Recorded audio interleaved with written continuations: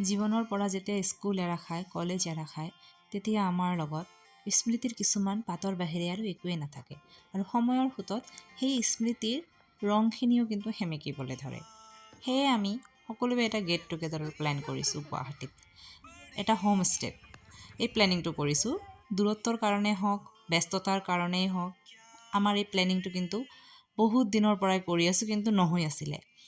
Finally আমি 2 দিন সময় ওলাই কিনে এই প্লেনিংটো কৰাত সাৰ্থক হওঁ আৰু তেনেকেই যেনেকৈ আগত আছিলোঁ সেই সকলোবোৰ মেমৰিজ ৰিকল কৰাৰ কাৰণে এই হোম ষ্টেটো লোৱা হৈছে, যাতে আমি ৰান্ধিব পাৰোঁ, তেনেকৈ যাতে চাৰ আড্ডা দিব পাৰোঁ, তেনেকৈ যাতে একেলগে খাব পাৰোঁ। সেই সকলোবোৰ কাম কৰি আগৰ দিনলৈ যাতে আমি অলপ সময়ৰ কাৰণে হ'লেও ঘূৰি যাব পাৰোঁ।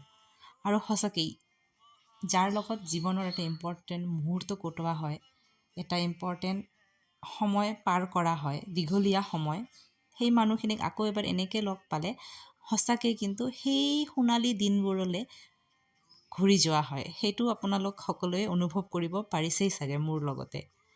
আৰু এনেকেই কিমান যে কথা জমা হৈছিলে, সকলোবোৰ কথা, সুখ দুখ, হাঁহি ধেমালি, জীৱনৰ পৰিৱৰ্তন, সকলোখিনি ৰাতি 4টা বজালৈকে ইহঁতৰ আগত কৈ কিনে মনটো ইমানেই ভাল লাগিছিলে। সকলোৰে ইমান কথা, যেন কথাবোৰ শেষেই নহ'ব নেকি।